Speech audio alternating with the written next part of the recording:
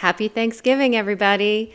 This week, Nourish My Soul is proud to present to you our Radical Thursdays, where our From the Ground Up alumni, Bella and Kenya, are talking to two current From the Ground Up leaders, Peyton and Alexa, about their interests outside of our From the Ground Up program.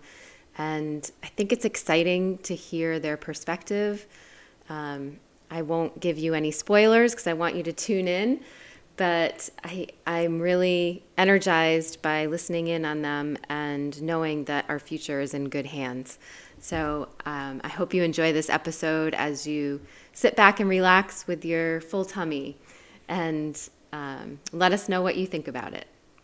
Welcome back to Radical Thursdays. This is our Thanksgiving episode, so we hope you are having a great Thanksgiving. You are spending time with your closest family and you're being safe. And I hope you enjoy this episode as well. Our guests today are Peyton and Alexa, two of our friends that we met through From the Ground Up. Hi, I'm Peyton. Hi, I'm Alexa. Welcome, Peyton and Alexa. Can you just tell us a little bit about who you are and Your journey. And if you're looking into college, what you're looking to study? Hi, I'm Peyton again. I'm a senior in high school right now, and I'm looking to study computer science and computer engineering in college. They're both subjects that are really similar and in topics that I'm interested in. Hi, again, I'm Alexa. I am a junior in high school. I'm thinking about studying either computer science or mathematics in college, specifically with a focus on cybersecurity. Wow, interesting. So you guys are both heavily involved in your school robotics program. Can you talk a little bit about what caused you to get involved in that and how that's been going? Well, I was always interested in computer science and programming when I was younger. It made sense and it was like a puzzle, which always interested me. So getting the chance to apply that on a team was a really interesting chance that I didn't want to give up. And when I joined the team, I learned a lot about how to work with others and eventually became one of the leaders of the team, which is where I am now. And it's a great experience and it has expanded a lot of my skills, not just my programming skills.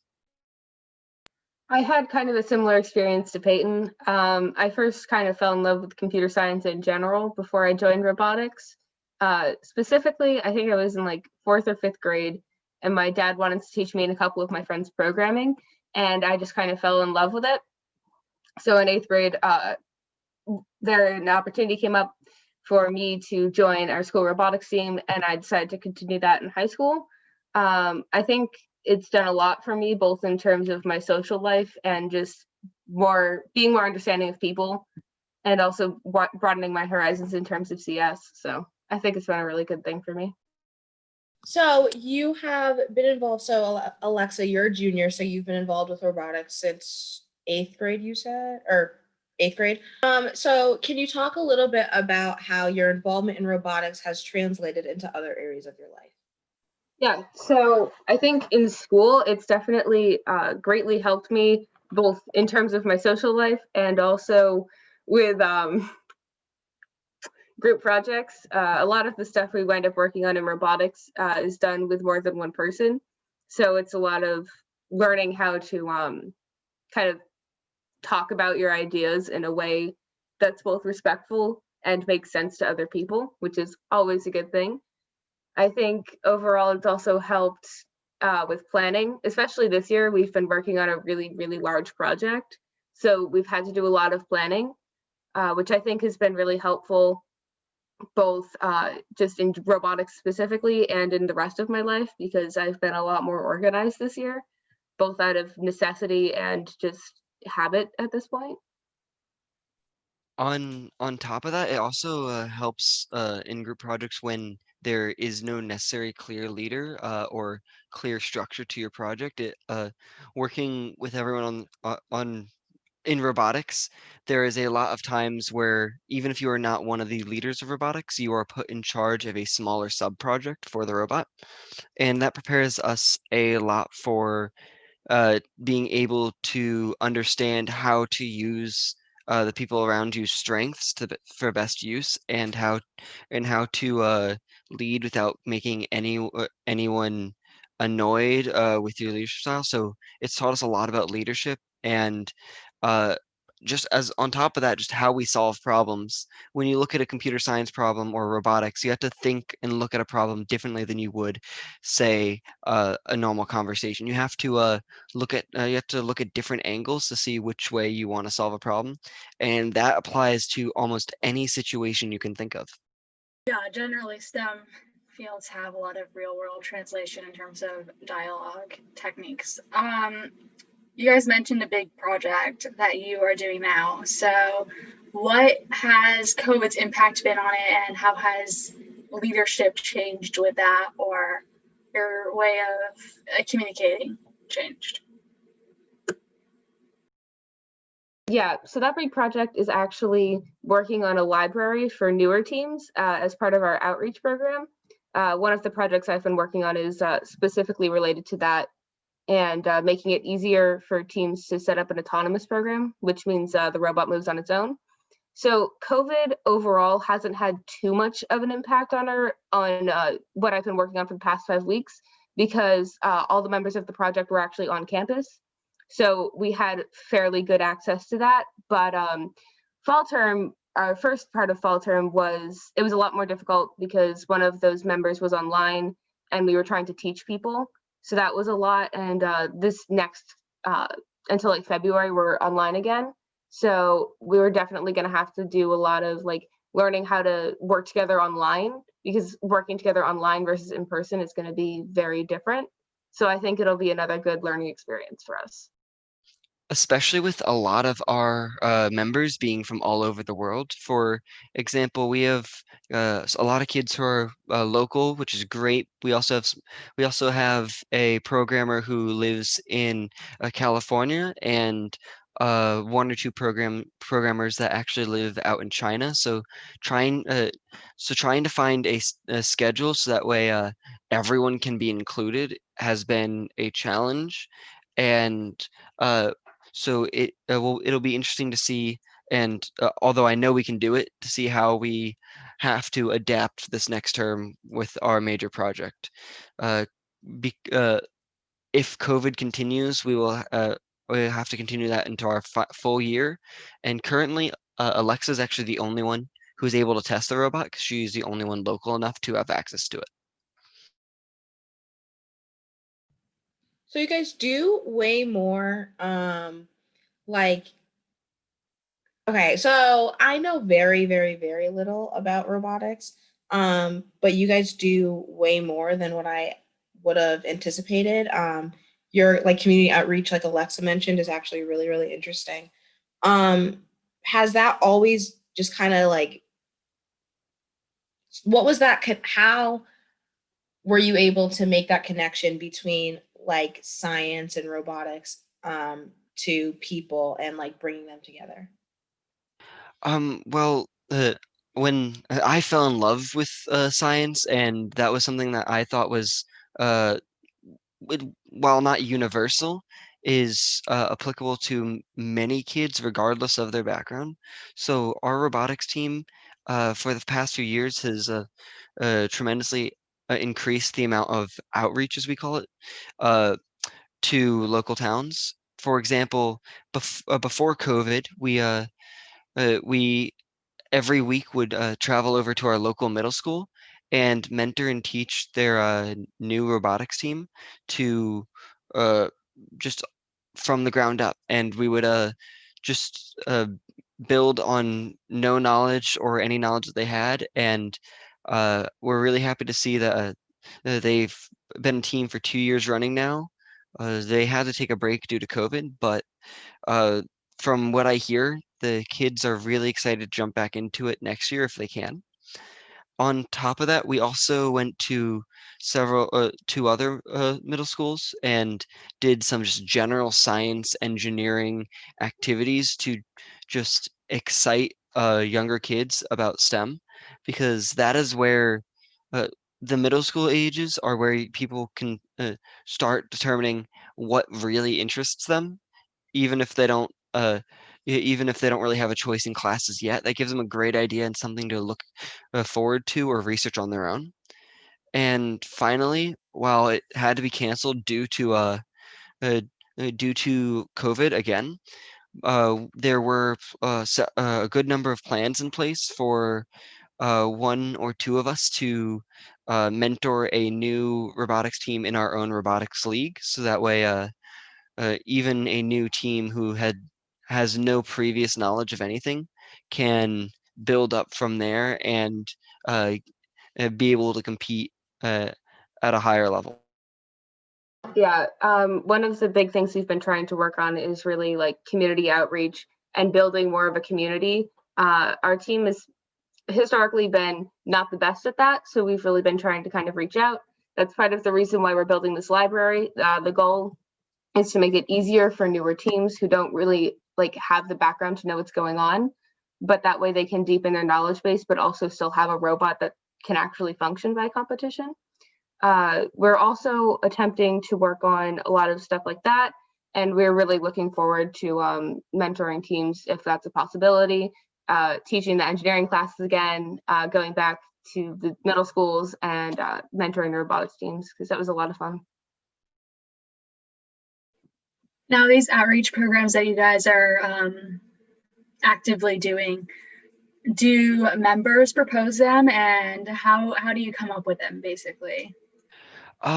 There's a lot of different ways we've come up with them. For example, for our robotics, for our going to a middle school, uh, ever to mentor the robotics. I'm gonna try that one again. There are a lot of different ways to that. One more time. There are a lot of different ways that these outreach projects are ideated. For example, traveling to a middle school to mentor the robotics program was actually a student of ours idea. That was a really good idea, and I went for 2 years in a row, and I loved every second of it. The same thing with the engineering. That was that was another student of ours idea. Most of our ideas do come from our students, but uh, going to another school to mentor their program team, that idea was actually because the school had heard of what we do for some of the middle schools, and they actually approached us and asked if we could, and we were more than happy to say we would love to if possible. And unfortunately, those plans had to be dashed due to COVID, but I was excited for that. And for our library, that was actually a idea that I've had for a couple years, probably since my freshman year. Uh, and I wanted to lower the entry level for new teams or new programmers, so that way everyone can make a an impressive robot without having to without having to have already had a lot more experience.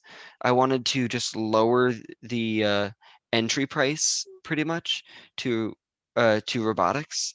And now that as we've grown as a team, we now have the man and woman power to actually program this library, and that is pretty much how our ideas come to be. Most of them are by students, although some are just by circumstance that we decide to be definitely worth pursuing.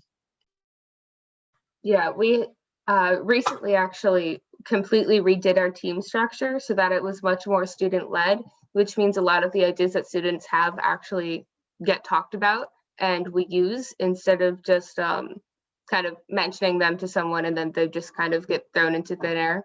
So I think that's been a really good thing. And yeah. Now, Alexa, let me ask you this question. So, women in STEM has been a very big push in recent years. And I feel like even with the push, it's still quite hard to get women really interested in it. Why do you think um I want to know from your perspective why you think it may be so hard to get women interested, and then Peyton, I want to hear from your perspective as well on that. I think it is definitely like slowly increasing, but it is kind of hard to, tell, especially because we normally try to get freshmen involved, tell a bunch of freshman girls, oh yeah, come join this team. We've got, 3 girls and 14 guys. You'll love it. It'll be so much fun. And I mean, as much as I do love that team, and I like most of my friends are actually from our robotics team and other tangentially related things, it does mean that it can be hard to bring in students who are more shy or just aren't as comfortable with that. And I think personally we've created a good atmosphere, but I mean, we're just now reaching the point where there's another girl on the programming team, and there's I think one or two others on the entire team. So we're doing our best and it is getting better, but it's kind of hard to just be like, yeah, you should totally join this team that you don't know at a school you don't know with people you don't know, especially when it's so split and dominated by men. I agree with a lot of what she said. I do think it's growing very slowly and not, in my opinion, not at a fast enough rate. But I think that is in part due to just the current makeup of the team, where as we go to a boarding school, and the dorms are segregated by gender, uh, those are the first friends you make. And as we primarily target freshmen, because we want to mostly get students who we can develop over the course of 4 years rather than 1 or 2. Since we mostly target freshmen, they're coming in from all over the world without really knowing anyone else. So the first people or the first friends they really make are most likely in their dorms. So it's really hard to uh, get uh, get a lot of freshman girls to join when there aren't many sophomore or junior girls in robotics to become friends with them and tell them to join. It's a s- cur- it is a s- but it is a slow increase, but it is still increasing. It is still increasing nonetheless. And I hope that it continues to increase because I think it would be really cool to say that uh, my team was balanced and didn't have an issue with gender inclusivity. Yeah, and I think the other thing that kind of just occurred to me is that um, because we're a boarding school, 70% of the students are boarders, and then 30 are day students normally.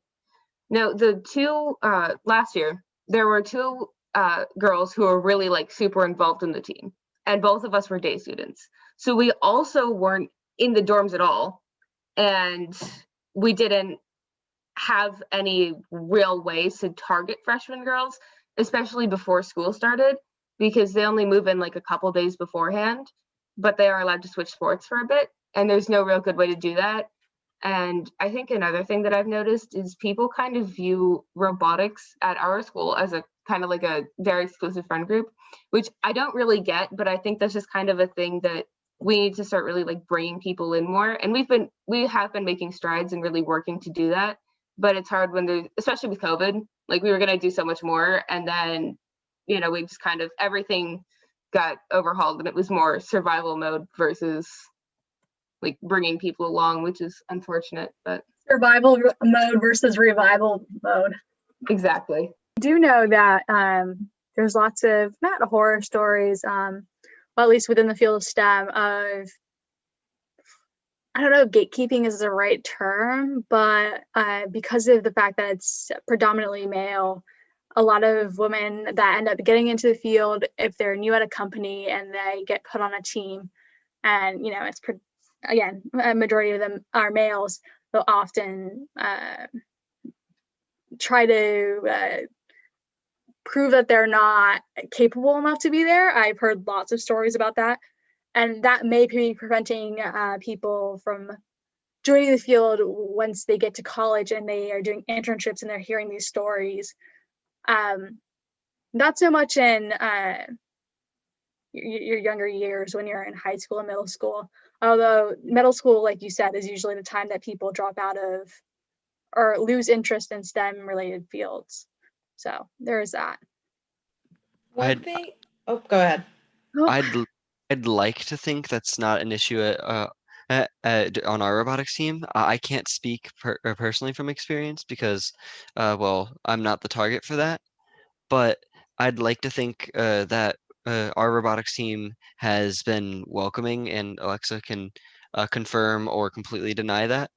Uh, and I think the primary focus of our robotics team is not whether or not what gender you are, or not how much you know. It's just how much are you willing to put into the robot and into the team itself.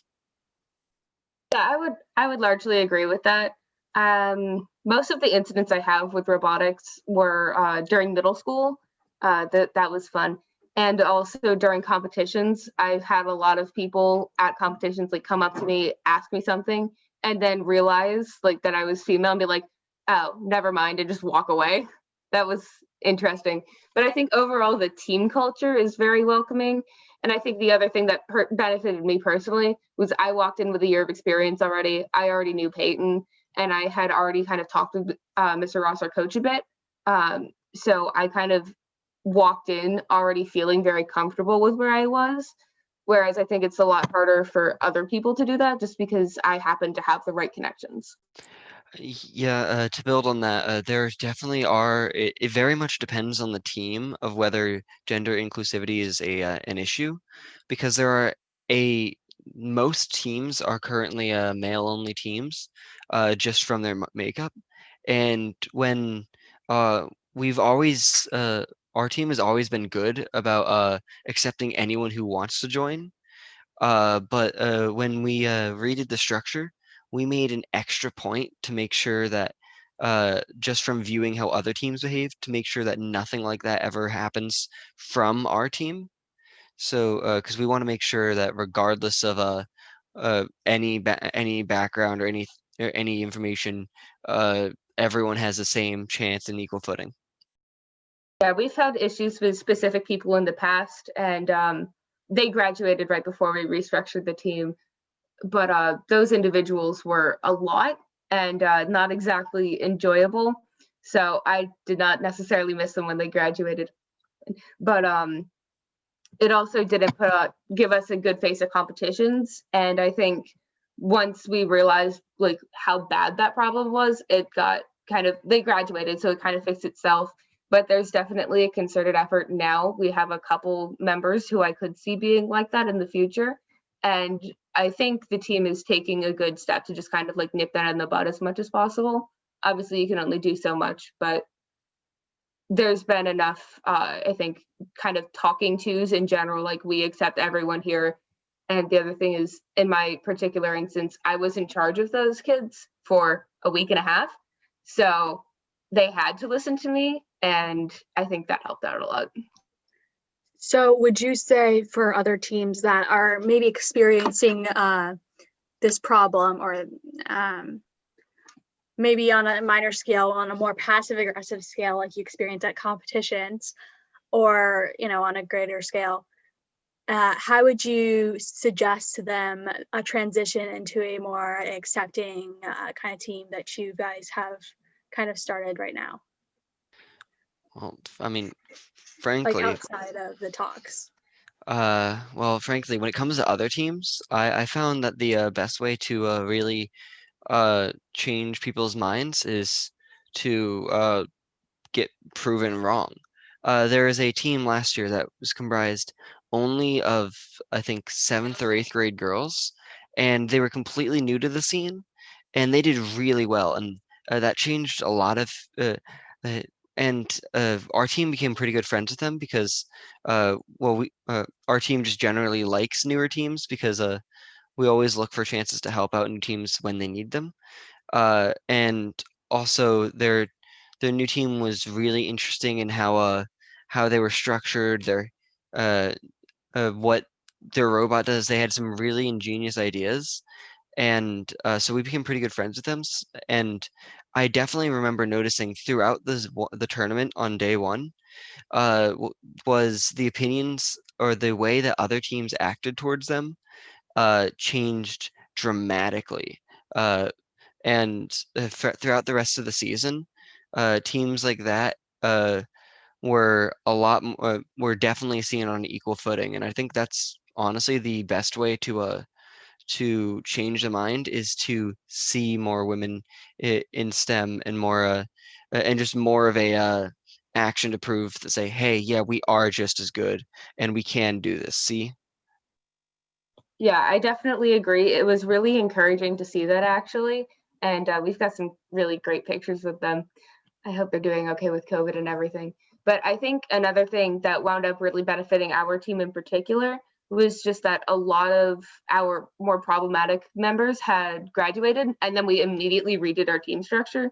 That was mostly by coincidence, but that is how that worked out. So I think that helps. It's all about kind of like shifting your culture, and if it requires just a radical shift in how the team is run, that's what worked for us. It's really interesting that we're talking about this now because yesterday when I was driving home with my dad, I was just talking about how in one of my classes we were talking about the reason why women are traditionally more involved in religion than men are, and just like the different reasons. Um, and so we were just talking about like that and stuff. And my dad brought up an interesting fact that was really eye opening. And so it was with professional basketball. So Sue Bird.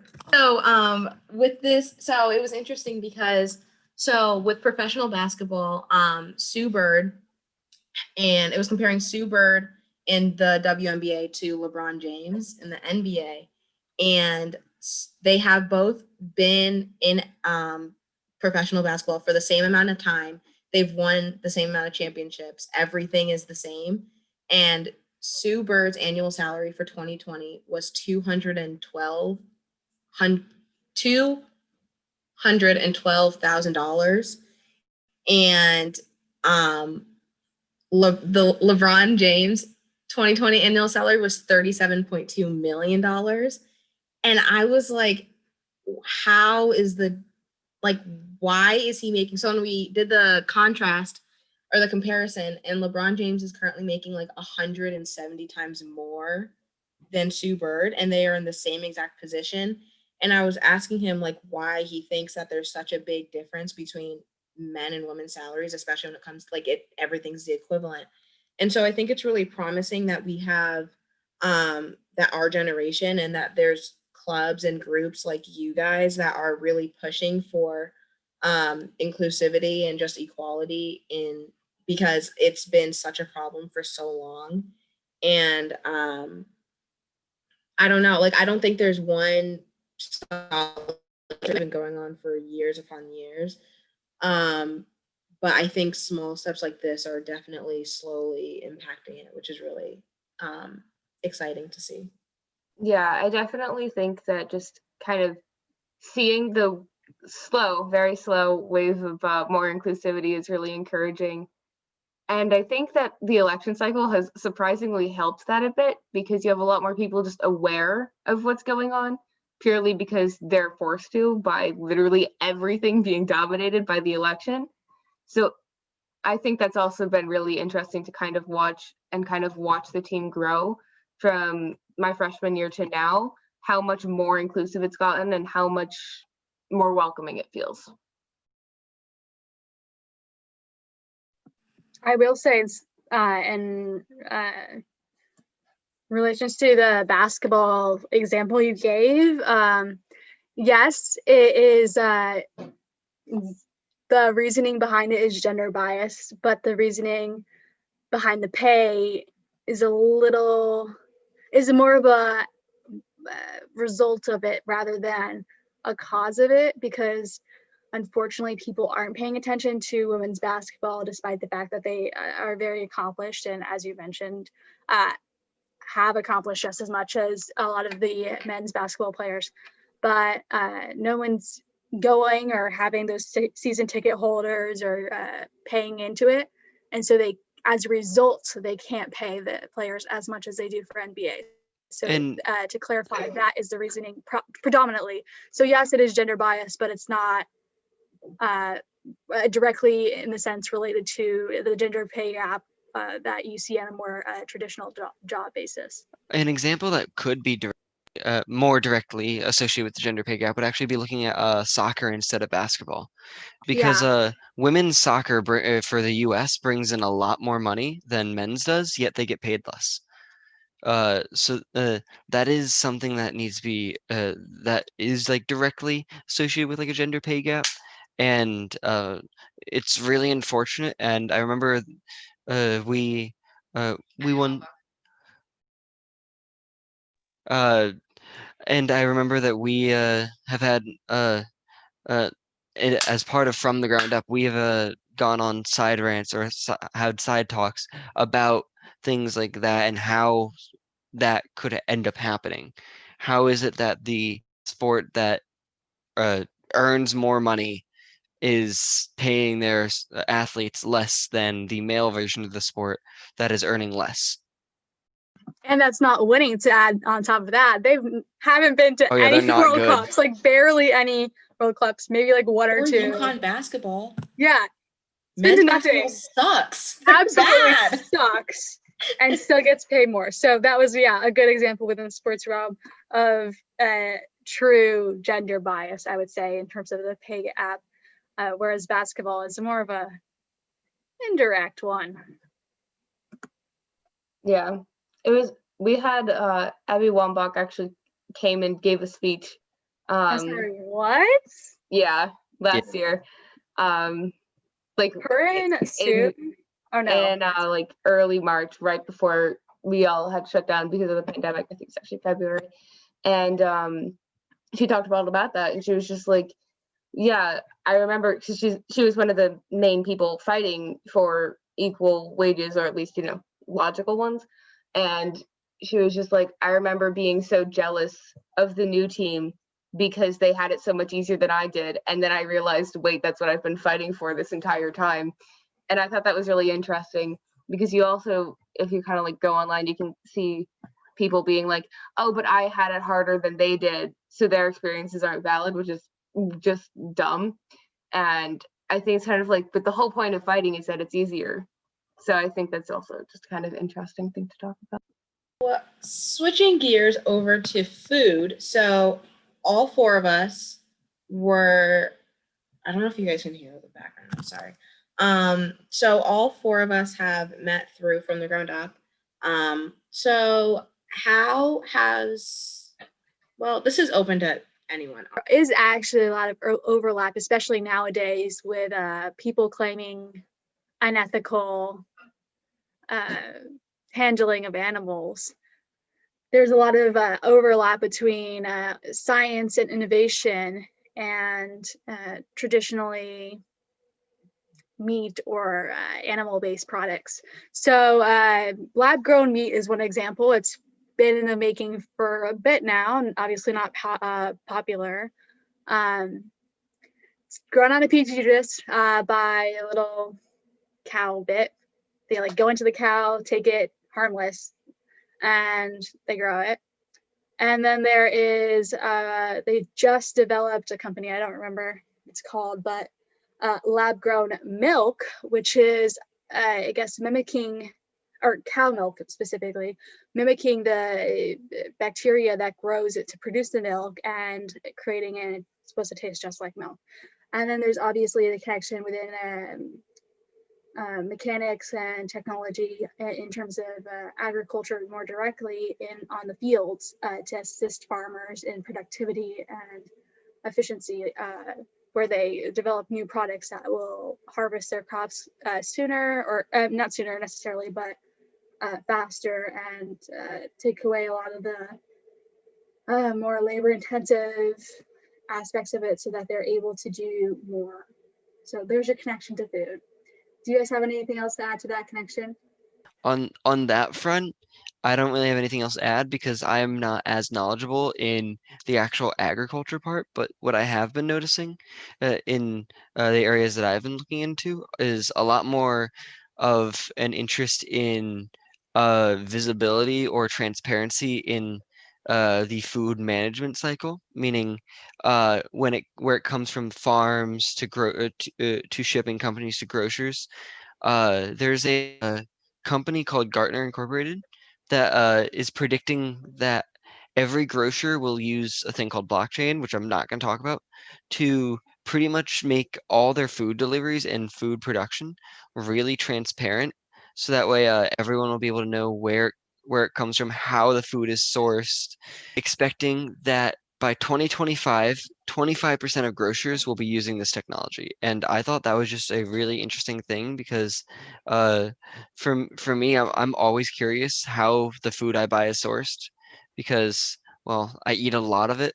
And I I hope to at least be I hope to be eating something that's healthy or at least safely sourced.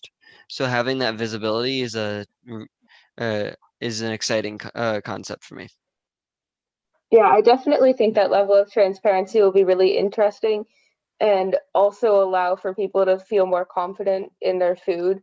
I know that there's been, I guess this is kind of semi recently, a big push to not use GMOs, which is a slightly separate issue, um, which I think is a little bit silly, but I also can I understand it. agree. If you don't know where it's coming from, it's really kind of scary, I think. So if you kind of have like transparency of what exactly you're getting, I think that will greatly help with that issue. I think it's also kind of interesting that people are just really like against GMOs, despite the fact that it could really help them in a lot of ways and could both help our environment and like allow us better food distribution and stuff that's like more nutrient filled. Exactly. It's the entire purpose of the GMOs when they were designed was to help provide the nutrients that a lot of third world countries were lacking and didn't have access to. So they would genetically modify like things like rice to provide like vitamin K, for example.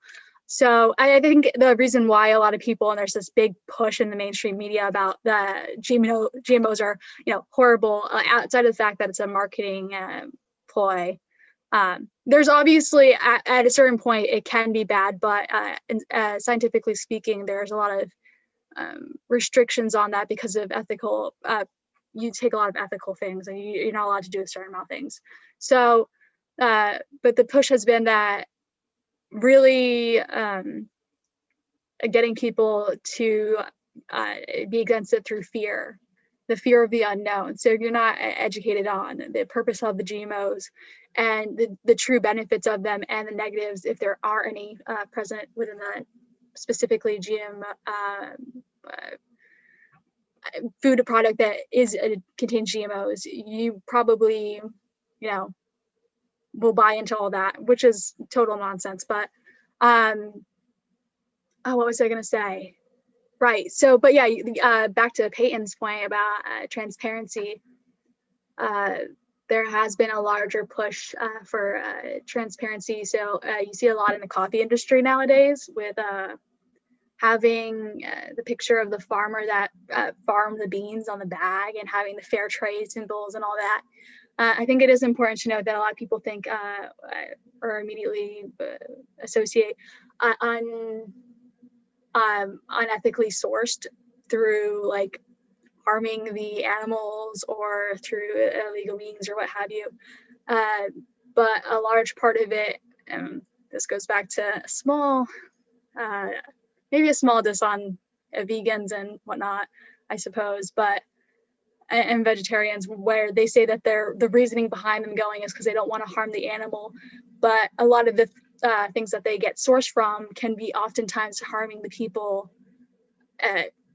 essentially harvesting the food. A lot of them go into a lot of medical traumas and that negatively impact your life. So it's just something to consider, that there's really no ethical consumption under the system that we have right now. So just stay educated, I suppose, on that. But yeah, it's an interesting push with the technology to have transparency.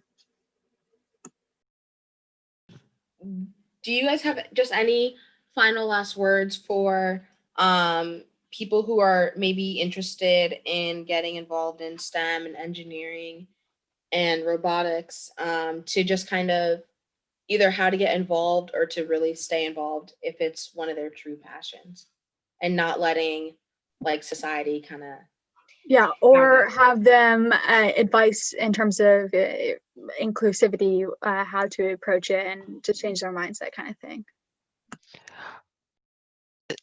I would say regardless of who you are or what your background is, just keep at it. If you just focus on what you like about it, you will inevitably just you will inevitably get better and uh be able to do things that you never would have been able to before. And the more you're able to do that, and the more you're able to do that, the less pushback you're going to get, because you're going to start proving anyone who said you couldn't do it or anyone who tried pushing away from it that you can do it and you can be as good as anyone else, regardless of your background. So if it's something that you find yourself passionate about, just keep working on it, even if you have to do it alone. Because one day, if people are pushing you against it, they will stop. And well, most likely, if people are pushing you away from something, uh, they're most they're partially scared of what happens if you do make it. So, who knows? You can end up as their boss one day if you do it.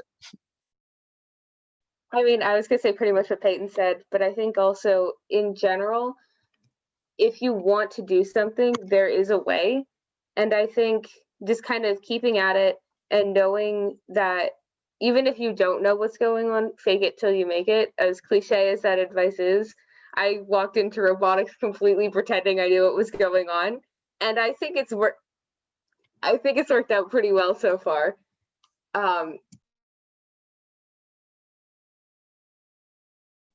Faking till you make it is probably it should be everyone's basic life motto.